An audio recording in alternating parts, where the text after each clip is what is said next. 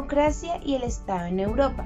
La Unión Europea es un Estado regional supranacional con soberanía compartida, límites variables, identidad múltiple, economía muy diferenciada, gobernanza significativamente compuesta y democracia fragmentada. Como tal, ha tenido un importante impacto sobre sus Estados miembros, y no solo por sus políticas, sino por su propia presencia institucional. Esto genera problemas específicos para la política nacional de los Estados miembros y es la causa de un déficit democrático a nivel nacional. El Estado moderno surgió entre el siglo XV y XVI, cuando los reyes europeos aprovecharon la crisis del feudalismo para concentrar su poder centralizado el dominio sobre sus tierras. Este proceso se hizo pactando con los señores feudales para recibir sus tierras a cambio de algún privilegio o bien conquistando los territorios a base de sus guerras sangrientas. Hola amigos, ¿cómo están? El día de hoy les traigo este reportaje.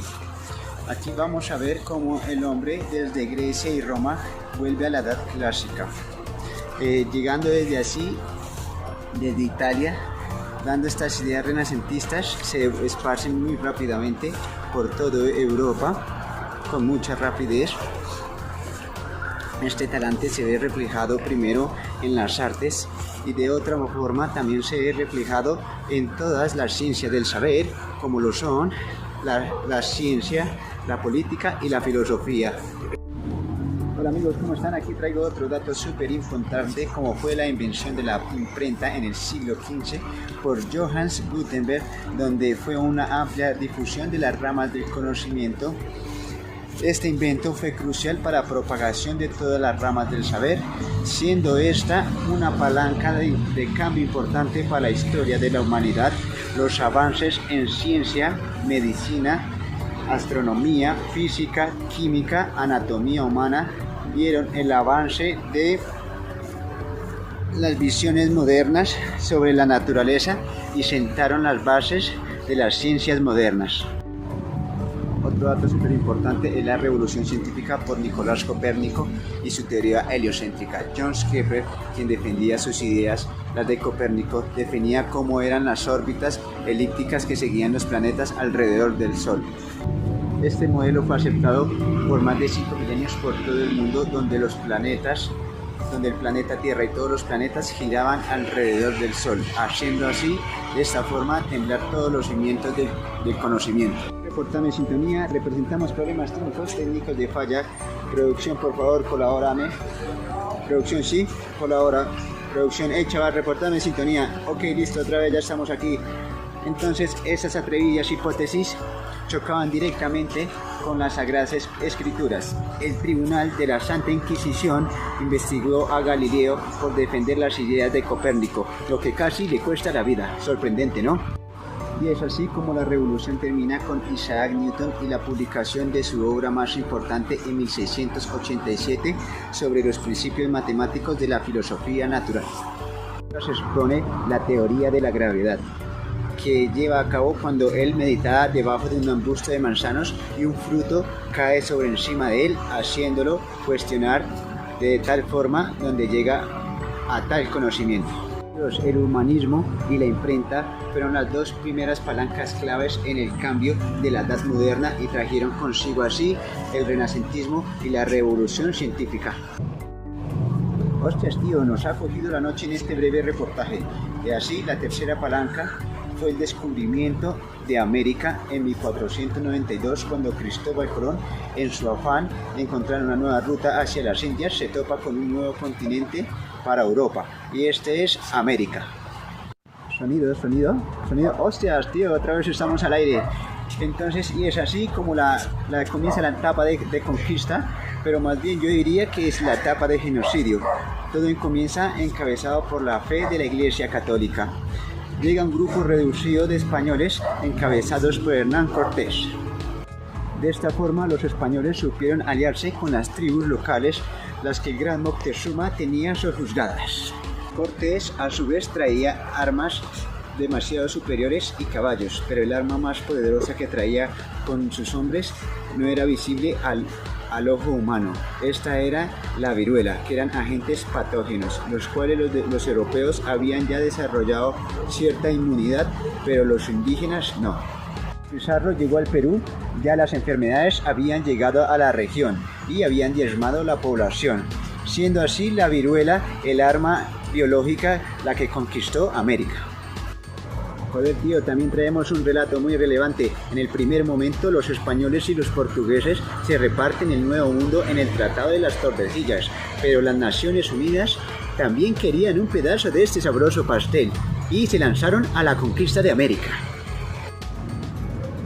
Comienza la fiebre del oro y de la plata. Toda Europa crece enormemente gracias a las riquezas extraídas de América.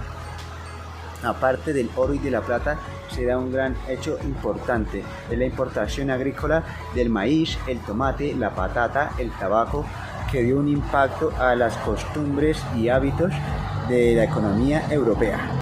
La burguesía comercial y financiera se benefició del mercantilismo y la expansión europea subsiguiente a la época del descubrimiento. En la Edad Moderna hay una transición del feudalismo al capitalismo, tío.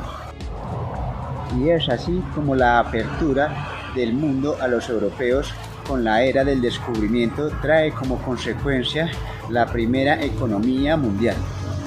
De esta forma llegan las primeras bolsas de valores como es la de Ámsterdam y la de Londres.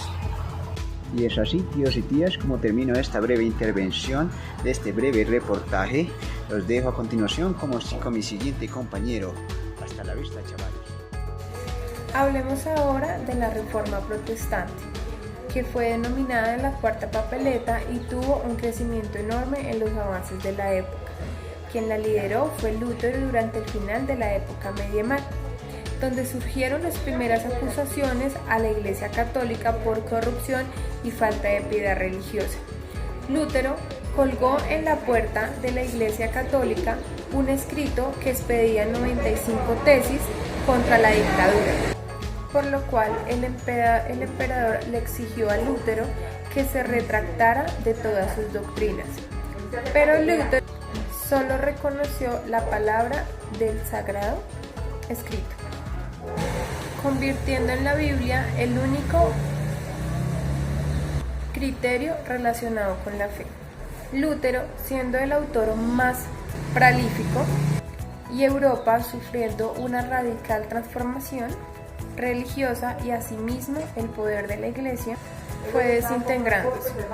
Los nuevos estados modernos exigían más independencia en la Iglesia Católica Romana. Cuando Lutero muere, Calvino, quien era un fiel seguidor de él, convirtió la ciudad de Ginebra en un estado teocrático, los cuales eran muy religiosos. No habían robos, ni prostitutas, ni bailes, ni homicidios, ya que para ellos era algo deshonroso. Terminamos un recorrido por Europa, donde Grecia se convierte en la protagonista de esta civilización europea por los años 1000 a.C. Después llega Roma. Roma se expande por toda Europa, invade a Grecia. Cuando invade a Grecia empieza una civilización que es guiada por reyes y demócratas. En la época expansiva ya de Europa, es Portugal la que inicia sus viajes. Realiza un viaje a África y es conquistada África. En 1492 Cristóbal Colón llega a América, descubre el continente americano. Él fallece y nunca se enteró de que descubrió un continente nuevo. Empieza la expansión de Europa de querer conquistar América. Entonces se realizan una serie de viajes y empieza la conquista. Empieza España, Francia, Holanda, Inglaterra, Portugal a conquistar América. Es en el siglo XV donde viajan a África y hacen esclavos a los africanos, porque ya no, el sistema feudal que ellos tenían no tenían como gente quien trabajara, entonces ya los indígenas de ese tiempo no daban abasto, entonces se dirigen ellos a África y secuestran a todos los africanos, miles de africanos los secuestran, los traen a América y los venden como esclavos. Durante los siglos XVII al siglo XIX surge una nueva cultura intelectual en Europa, la Ilustración. Hartos de tanto dogmatismo religioso y abuso de poder, de monarquías absolutistas, se defiende la libertad de pensamiento y de igualdad. Es allí donde se da una ideología y desemboca la Revolución Francesa, donde tiene como lema lealtad, igualdad y fraternidad. Esta Revolución Francesa nos trae la eliminación de los virreinatos. Esta civilización es muy importante porque desde allí desemboca la independencia de nuestro continente americano. Ya en el siglo XX, Rusia invade a Francia y desemboca la Primera Guerra Mundial. Es allí donde Alemania pierde la Primera Guerra Mundial, dejando millones y millones de muertos. En Rusia se produce la revolución rusa. El comunismo se hace con el régimen y con el poder. Se extiende por muchas naciones y es ahí donde empiezan las dictaduras.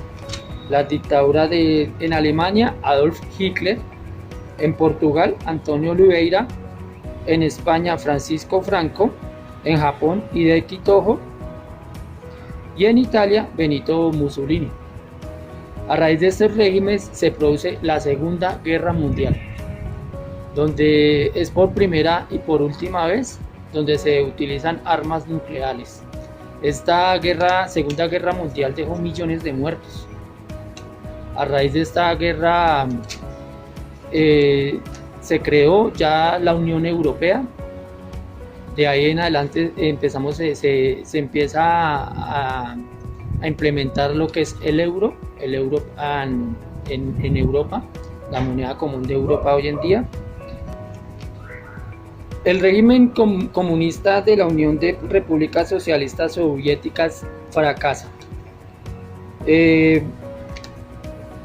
Durante un siglo existen guerras internas en Europa. En un siglo pasamos de tener 24 países a tener 50 países. En el siglo XX, Europa pasa una fuerte crisis económica gracias a los atentados islámicos y por la migración de países en alta crisis económica y en situación de pobreza.